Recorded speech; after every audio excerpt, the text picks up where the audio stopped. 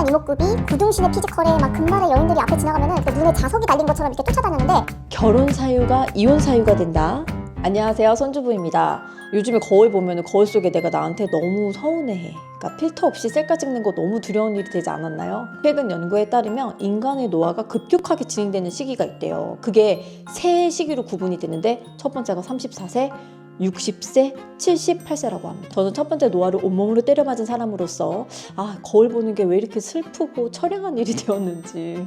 근데 생각해보니까 사실 제가 매력 있다라고 느끼는 포인트들이 점점 변화하고 있는 걸 느끼고 있거든요. 제가 이제 해외 생활 한 지가 이제 한 10년 정도 되어가요.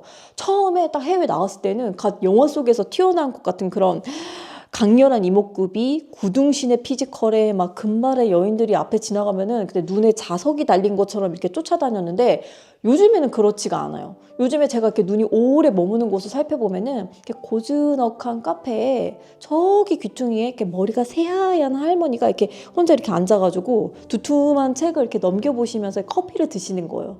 근데 그 모습이 너무 근사한 거예요. 그리고 나서 그 카페를 이렇게 돌아가지고 저기 아래 공원으로 내려가면은 이렇게 잘 다려입은 셔츠를 입은 할아버지하고 또 새하얀 원피스를 입은 할머니가 이렇게 살포시 팔짱을 끼고 되게 느릿느릿 서로의 속도에 맞춰서 산책하는 모습을 보면은 다른 게 영화가 아니구나. 이게 바로 영화의 한 장면이구나 싶은 거죠. 그래서 사람이 살면 살수록 또 나이가 들면 들수록 어떤 삶의 장면, 사람의 매력을 보면서 아름답다라고 느끼는 포인트가 달라지는구나 라는 거를 새삼스럽게 느끼고 있습니다. 제가 해외에 살고 있다 보니까 언어도 다르고 문화도 다르고 또 삶의 환경도 다른 사람들을 많이 만나게 되잖아요. 근데 그런 분들을 보면은 나이가 들수록 매력적이다 라고 느끼는 포인트들이 말로 이렇게 설명을 하거나 설득해서 느껴지는 게 아니라 그냥 딱 보면 아는 거예요. 진짜 우아하다. 너무 멋있고 중후하다라고 느끼는 그 포인트들은 그냥 느껴지는 거다라는 거죠. 제가 그래서 나이 들수록 멋있다고 매력있다고 느껴지는 그 특징 3가지를 질문으로 바꿔봤거든요. 영상 끝까지 함께 보시면서 스스로 질문에 답해보시는 시간을 가져보시면 좋겠습니다. 첫 번째, 나는 나를 위해 무엇을 관리하고 있는가? 어떤 분들은 나이 들면은 외면보다 내면을 더 가꿔야 된다고 말씀하시는데요. 저는 조금 다른 의견이에요. 왜냐면 사실 이 내면이라는 것이 눈에 보이지 않잖아요. 타인한테도 나한테도 보이지 않는 부분입니다. 그래서 자칫 이게 되게 막연하고 추상적인 이야기로 그냥 그칠 수가 있어요. 그런데 외면을 관리한다라는 측면으로 보면요. 되게 구체적이고 실제적인 변화를 품고 있는 부분들이 있어요. 나 잘 씻어야지, 잘 먹여야지, 입혀야지, 그리고 생활을 잘 정돈하면서 내가 품위 있는 단정한 스타일을 만들어 간다는 거는 굉장히 실제적이고 구체적이고 어떤 질서의 루틴을 갖는 것을 의미하죠. 20대의 당신의 얼굴은 자연이 준 것이지만 50대의 얼굴은 당신 스스로 가치를 만들어야 된다.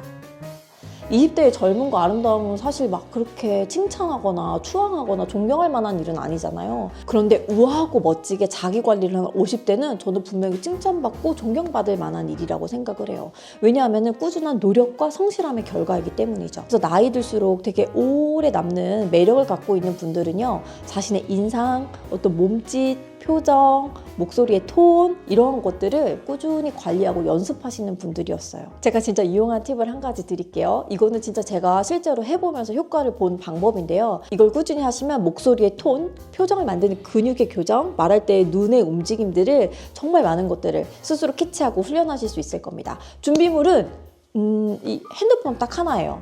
주의할 점은 이게 전면 카메라를 보는 게 아니라 후면 카메라를 가지고서 적정 거리에 두고 나서 나를 촬영하는 거예요. 한 3분 내외의 시간이면 좋을 것 같아요. 나를 영상으로 찍어보면서 그냥 의식하지 않고 내가 평상시에 하는 행동들을 해보는 겁니다. 누군가와 같이 있어도 좋고 그냥 혼자 있는 시간이어도 좋아요. 책을 읽는 장면도 연출하신 것도 괜찮고 식사를 하시는 장면도 좋은데 한 3분 정도 되는 시간 동안 나를 촬영하다 보면은 어느 순간 자연스럽게 내가 하던 모습이 나오게 되어 있거든요.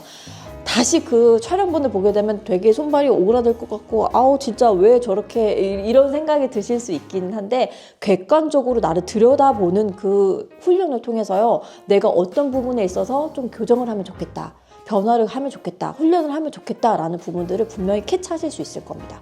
꼭 해보시고 촬영 후기도 알려주세요. 두 번째, 나는 나의 인생의 메타인지를 가지고 있는가? 여러분 메타인지라는 말 들어보셨어요? 보통 학습에서 많이 사용하는 개념이긴 한데요. 간단히 설명하자면 이거는 스스로를 모니터링할 수 있는 능력이라고 보면 됩니다. 내가 어떤 목표에 이르기 위해서 내가 무엇을 공부해야 되고 또 이건 알고 모르고 또 이런 방법을 사용하면 나한테 잘 맞으니까 이렇게 해본 다음에 점검을 해보자.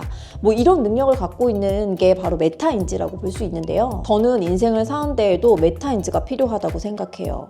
철학자 에픽테토스는 이런 말을 했습니다.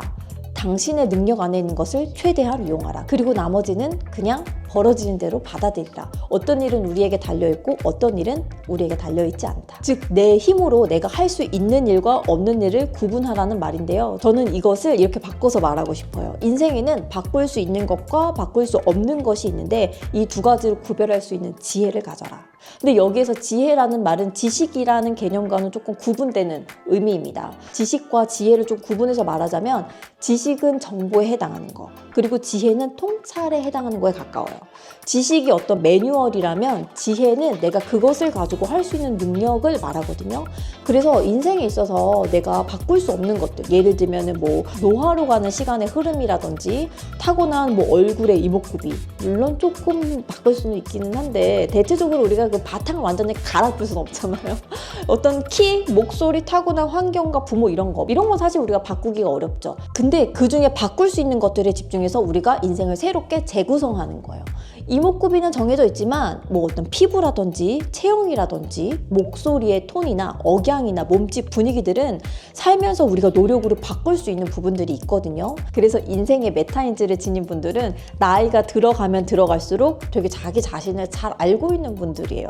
그래서 자기를 되게 과하게 이렇게 과시하려고 한다기보다는 멋스럽게 표현할 줄 아는 그런 분들이더라고요. 세 번째, 나는 완성하는 사람인가? 성장하는 사람인가? 저는 개인의 삶을 향상시키기 위해서는 정말 질 좋은 인풋이 절대적으로 많이 필요하다고 생각을 하거든요. 브리아 사바랭이 이런 말을 했다고 합니다. 당신이 무엇을 먹었는지 말해준다면 당신이 누구인지 말해주겠다. 내가 먹는 것이 내가 되고 또 내가 듣는 것이 내가 되고 내가 느끼고 상상하는 것들이 내 감정과 분위기가 되잖아요. 그래서 나이 들수록 매력적인 사람들은 늘 새로운 것들을 배우고 호기심이 많고 열려있는 태도를 가지고 있어요.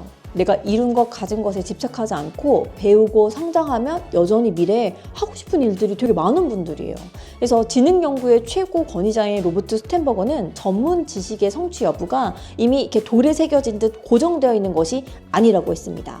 부단한 추구에 의해서 만들어질 수 있는 것들이기 때문에 인생을 봤을 때 두 가지의 관점으로 나뉠 수가 있다는 거예요. 하나는 고정 마인드셋, 하나는 성장 마인드셋. 그래서 성장 마인드셋을 가지고 있는 분들이 훨씬 많은 분야에 있어서 많은 성취를 이룬다고 합니다. 결국 인생은 어떤 관점으로 세상을 보는지에 따라서 전혀 다른 세상을 살게 되는 것 같아요.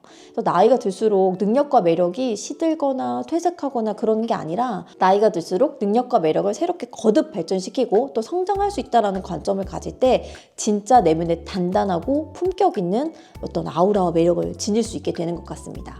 이런 성장 마인드셋을 지니고 인생을 끌고 가는 사람들은요 분명히 열정이나 생기나 에너지와 같은 그런 힘을 느낄 수가 있어요. 제가 예전에 한 3년 정도 꽃을 배운 적이 있었거든요. 그때 한 선생님이 이런 이야기를 해주셨는데 선생님이 오래된 제자 중에 한 70세 정도 된 할머니가 계셨대요. 근데 그분의 자녀들이 미국으로 이민을 가게 되면서 오랫동안 또 미국에 가 계시다가 한국에 오시다 이렇게 종종 방문을 하셨는데 꼭 한국에 올 때마다 선생님을 찾아와가지고 꽃 부자재하고 도구를 이렇게 많이 사가셨대요. 미국까지 가셔서 이 많은 걸 어디에 쓰시려고 하시나 궁금하셔가지고 할머니한테 여쭤보셨다는 거예요. 그랬더니 사실 그 할머니가 언어도 문화도 다른 곳이긴 한데 내가 여기서 뭔가 좀 배우고 새롭게 할 수 있는 일들이 없을까 해서 꽃을 이렇게 한 송이씩 예쁘게 포장해서 판매하는 일을 시작하셨다는 거예요. 또 그게 삶에 되게 큰 활력이 되셨다고. 그런 이야기를 하셨다고 합니다. 그래서 저도 사실 특별할 거 없는 아주 평범한 아줌마인데 이왕 사는 거 어제보다 오늘 조금 더 멋지게 또 오늘보다 내일을 더 기쁘고 유익하게 성장할 수 없을까 하는 그런 마음을 늘 품고 있거든요. 그래서 그런 마음을 담아서 나이 들어가는 나를 되게 불쌍하게 연민으로 볼 게 아니라 기대와 기쁨으로 이렇게 차곡차곡 채워가야 되겠다는 생각이 들었어요. 그래서 저는 나이가 들수록 말을 되게 잘 들어주는 귀엽고 우아한 할머니가 되는 게 꿈인데요. 제가 밀라노나 할머니를 되게 정말 좋아하거든요. 그래서 그분의 모습처럼 나이를 뛰어넘어서 늘 함께 이야기하고픈 열린 마음의 매력적인 사람이 되었으면 좋겠습니다. 그러려면 다른 사람하고 나의 이야기에 이렇게 공존할 만한 마음의 품이 넓은 그런 사람이 되어야 될 것 같아요. 매력이란 사람을 끌어당기는 힘을 말합니다. 보통 다른 사람의 외모나 옷차림을 보면 겉으로 이렇게 보여지는 요소들이 있기 때문에 그걸 통해서 매력이라고 느껴질 때가 있는데, 여러분 요 얘기 한번 생각해 보세요. 친한 언니가 저한테 알려준 이야기인데, 결혼 사유가 이혼 사유가 된다. 그래서 이게 실제로 제가 이 얘기를 듣고 나서 실제로 매력은 얼마나 지속적으로 작용할 수 있는가 하는 것도 되게 중요한 포인트인 것 같아요. 그래서 사라지는 탄력을, 너무 젊음을 아쉬워하면서 이렇게 슬퍼만 하지 말고 숙성되어서 더 깊은 맛과 향을 내는 아우라 있는 삶을 기대합니다.